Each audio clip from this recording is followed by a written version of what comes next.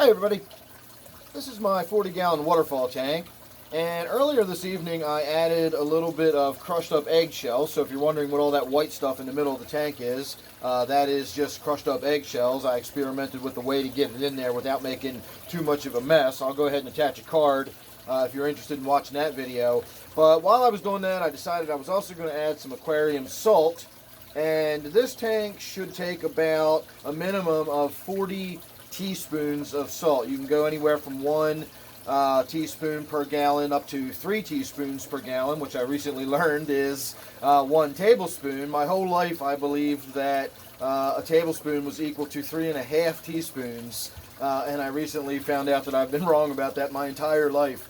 So I've wondered how many recipes I have messed up over the years, unbeknownst to why. Anyway, 3 teaspoons is 1 tablespoon. So you can go all the way up to 1 tablespoon of salt per gallon of water. I'm not going to go that high, but I do have a little more than 1 teaspoon per gallon for the tank, because I've got several more gallons of water that are circulating around within the waterfall system. So I went with 1 cup even, which is 48 teaspoons, I want to say. And I want to just show you how much it is and what kind of salt I used and so on and so forth. So this is what we're using as far as the salt is concerned. I've shot videos about this before. It does not have any iodide in it, but it does have an anti-caking agent in it. It's still perfectly okay to use in the aquarium. Technically, honestly, even if it did have iodide in it, it has so little that by the time you put enough salt in there that the iodide was having an effect on the fish, you would have pickled them in brine with the salt. So I still don't recommend it. I always avoid buying the stuff that's got the iodide in it. Don't buy the iodized salt, but you can buy just plain old salt. Almost all of them, even the kosher salt, is going to have an anti-caking agent in it. It's usually sodium prussiate of something or other. I can't remember the name of it, but you'll see this odd name, and it's the anti-caking agent. It's not anything to worry about if you just buy regular plain old salt. So what we end up with is that much salt. I know that looks like a lot, but it's really not. It's only a little more than 1 teaspoon a gallon for what we're looking at. That's 48 teaspoons of salt. So I'm going to go mix this in with some more water in a larger container, and then we're going to go ahead and pour it into the tank, and you're going to get to see just how weird and distorted it looks as we pour this much salty water into the tank. So let me put you on pause here for a moment. Alright, I'm back.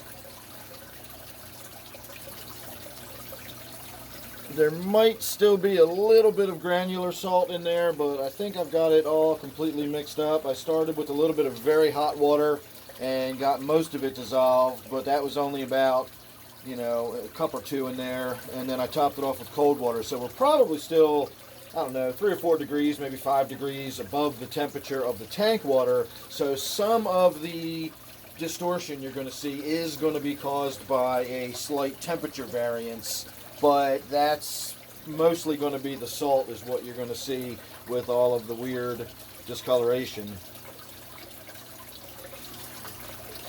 And it is going to swirl up all kind of nasty stuff on the bottom there. I'm also trying to get some of those eggshells swirled out of the way.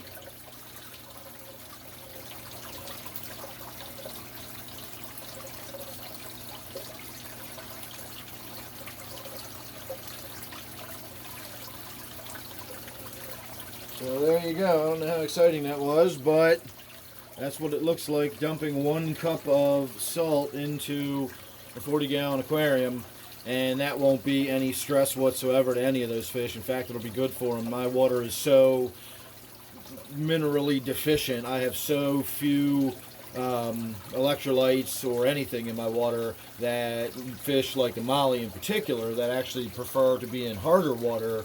That's probably why it's looking a little bit swollen in the belly right now. It probably needs a little bit higher concentration of dissolved solids in the water. So a little bit of salt, a little bit of sodium in there is going to do everybody a little bit of good. So there you go. Thanks for watching. Make sure you subscribe. You never know what you're going to get from me, but you don't want to miss any of it because it's always good, or at least I like to think it is anyway. So don't forget, this one here is my waterfall tank. Thanks again. I'll see you real soon in the next one.